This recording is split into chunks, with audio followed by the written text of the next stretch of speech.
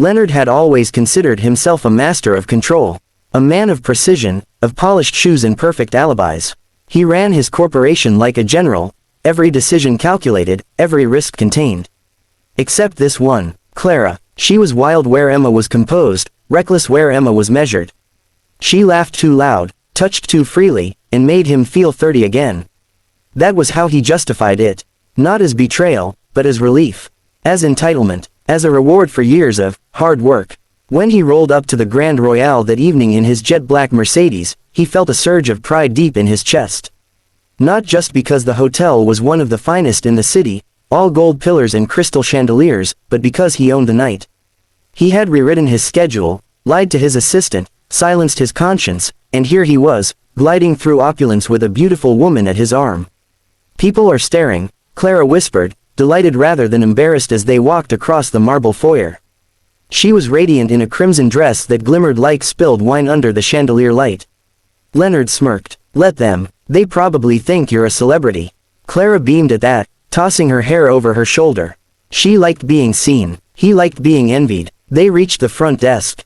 The young receptionist blinked when he saw them, Leonard in his tailored navy suit, Clara clinging like perfume. For a split second, the boy hesitated. Was it recognition? Suspicion? Leonard didn't give him time to question. "Reservation under Coleman," Leonard said, giving his surname but not his own. He'd booked under a cousin's name, another precaution. The receptionist typed nervously. Leonard leaned forward slightly, voice lower. "I trust you value your discretion." He slid a crisp 100 across the counter. The boy swallowed hard and nodded. "Room key, elevator." Clara giggling into his shoulder. The kind of scenario Leonard had watched in movies but never imagined he'd orchestrate this brazenly. "Do you ever feel guilty?" Clara asked between laughs as the elevator doors closed. That caught him off guard. "Why would I?" He said it smoothly, but there was a flicker of something in his chest. She shrugged. "Your wife. I mean, she's probably sitting at home thinking you're at some boring meeting." Leonard scoffed. "Emma doesn't sit at home. She's at charity galas, board meetings, brunches. She doesn't need me, she barely notices." Even as he said it, he felt a lie.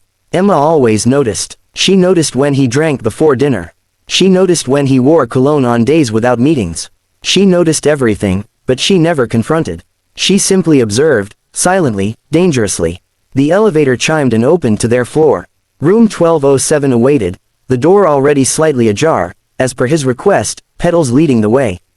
Clara gasped. "Leonard, you romantic." He smiled, proud of his own theatrics.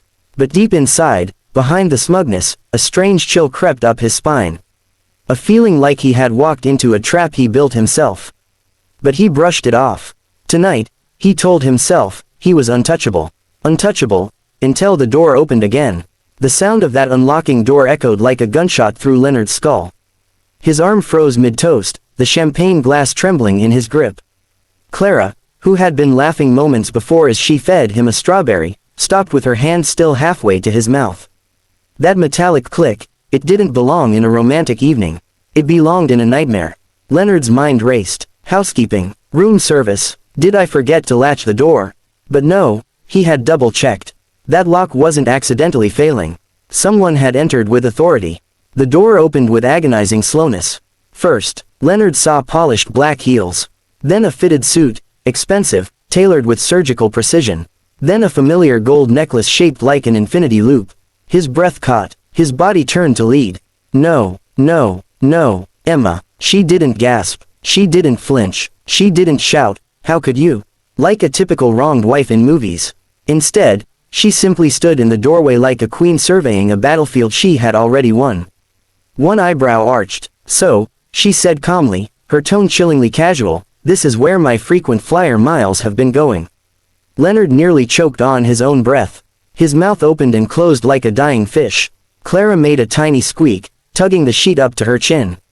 Emma stepped inside, letting the door swing shut behind her. Click. That sound felt like a judge's gavel.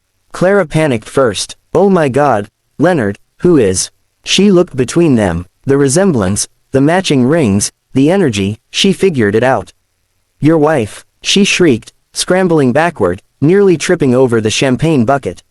Emma didn't spare Clara a glance. Her eyes, sharp, dark, intelligent, stayed fixed on Leonard. I'll give you credit, she murmured. You chose a tasteful setting for betrayal. Leonard's instinct screamed diffuse the situation. He forced a laugh that sounded like crushed glass. Emma, listen, I can explain, this isn't what it looks like. Even he hated himself for saying it. Emma finally looked around the room. Rose petals, silk sheets, wine, strawberries, her husband half-dressed, a trembling young woman hiding behind hotel linen. She turned back to him. Leonard, she said softly, if you insult my intelligence again, I'll call security and have you escorted out in a towel.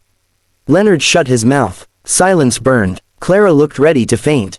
She glanced at her purse, as if wondering whether she could make a dash for it. Emma noticed. You can go, she said without emotion. You're not my concern. Clara bolted, barefoot, clutching the bedsheet like a toga, leaving her designer heels, purse, and dignity on the carpet. Leonard reached a hand out. Emma, please, let's talk privately. She tilted her head. We are talking, privately. It's just that now, she said, her lips curving into a razor-thin smile, I'm the one in control. And then, as if to cement her dominance, she calmly reached into her blazer pocket, and pulled out a sleek, black metal card.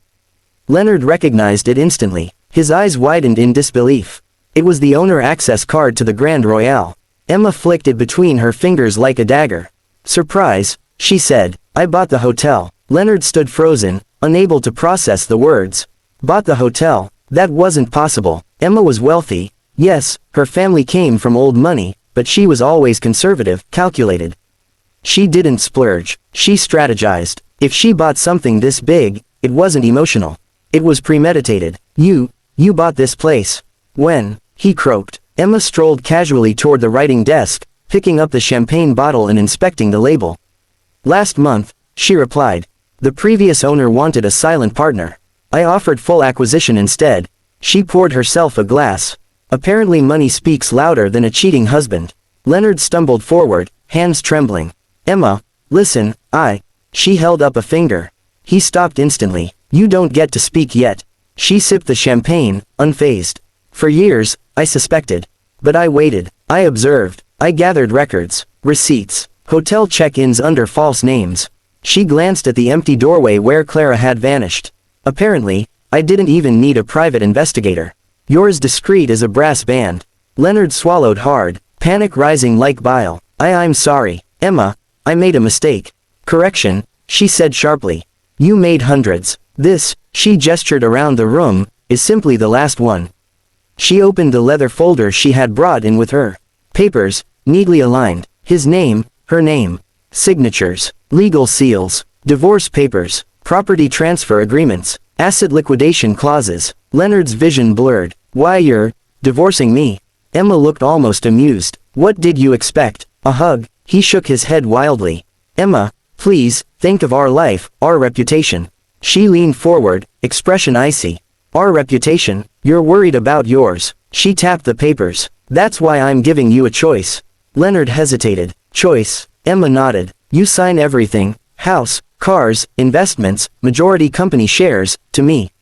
In return, I will not destroy your public image.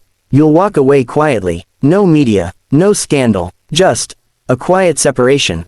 Leonard's voice broke. You're bleeding me dry. Emma tilted her head. Call it reimbursement. He felt his world collapsing. Everything he'd built, gone in one night. I won't sign, he whispered desperately. You can't make me. She leaned back, unbothered. Oh, I won't make you. She took out her phone and tapped it once. A message popped up on the screen, a photo. Leonard stared in horror. It was him, shirt half open, lips inches from Clarice. Caught in crystal clear resolution by one of the hotel's security cameras.